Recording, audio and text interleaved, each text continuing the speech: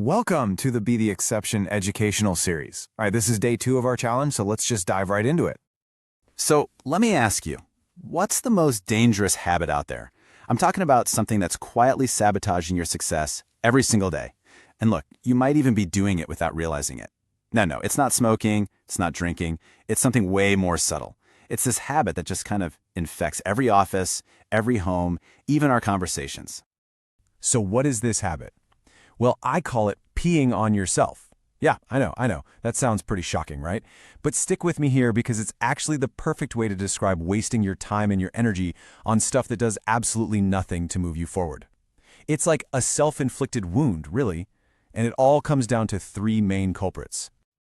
Okay, let's talk about these 3 sabotaging pees. You probably heard that saying, right? Who peed in his punch bowl? You see someone who's just all spun up, angry, and you're just like, what happened to them? Well, this is probably what happened. Think about it. They've worked so hard to mix up this awesome passion fruit punch in their head. You know, they're reading the right books, they're doing all the right things, and then somebody just comes along and, well, poisons the whole thing. So the key here is figuring out what's actually doing the poisoning, and it's these 3 Ps. First up, you've got people. You open up your social media feed and boom, it just pees a whole bunch of gossip right into your punch bowl. Second, you've got problems. You pick up a newspaper or scroll through a news site and it's just peeing all these exaggerated issues into your bowl. And then number 3, politics. You check your phone and the news feed just dumps a ton of political drama right into that punch you so carefully mixed up. And that's why everyone's so worked up. Look, you just can't let this happen. You have got to put a lid on your punch bowl, and that means you have to be proactive about it. Stay away from the news, stay away from the feeds, stay away from all that information that's designed for one reason and one reason only, to distract you from your goals. Because trust me, this isn't just harmless scrolling. It has a real, direct, tangible effect on your life. So let's get into how this actually works, from input to outcome. A lot of people think, oh, I can consume all this negative stuff and it won't really affect me, but it absolutely does. Let's break down the process, step by step, of how your mental diet literally creates your physical reality. All right, take a look at this. It's a chain reaction. Let's actually start at the end and work our way back. We all want better outcomes, right? Of course we do.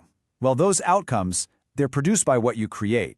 And what you create is driven by your expectations. Okay, makes sense. And where do those expectations come from? They're directed by your thoughts. But here's the real kicker, the first domino to fall. Your thoughts are controlled by your inputs, everything you see and hear. It all starts right there, with the input. You know, the easiest way to think about it is this. Your mind is basically a computer. If you program it with good, clean code, it's going to create what you want it to create. But if you let all these viruses in, all these negative inputs, what's going to happen? You're going to get an error message. It really is that simple. Garbage in, garbage out. Okay, so this brings us to your action for day 2. We've talked about the problem, we get the how, so now let's talk about the solution. How do you actually protect your punch bowl? And the prescription is actually really simple. You got to cut the fat. Think about it. You're becoming kind of obese in the head from all this junk food information, and it is seriously slowing you down. It's what's holding you back from getting the results you actually want. So yeah, it's time for a mental diet. So here is your challenge for today. Just ask yourself this. What is one thing, just one, that you are going to cut out, starting right now?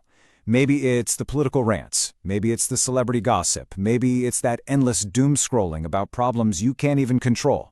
It is time to stop letting all these outside sources poison your mindset. Just commit. Pick one specific source of that negativity and cut it out. Because all that noise, it's just messing up the positive mindset you've worked so hard to build. So I'm serious. Take on this challenge. Protect your mental space. Go out there and be the exception today. And while you're putting that into practice, get ready for day 3. Because in our next explainer, we're going to shift gears from defense to offense. We're going to talk about the single greatest investment you could ever possibly make. I'm not kidding. I'm about to give you an investment tip of a lifetime. This one will pay you better than if you got in on the ground floor of Google, Apple, or Facebook. The return on this thing, it's not capped by the market. It doesn't go up and down with the economy. Its value will just grow endlessly. So, what is this miracle investment? What if the greatest asset you could ever possibly invest in had absolutely nothing to do with the stock market? We'll find out next time. See you then.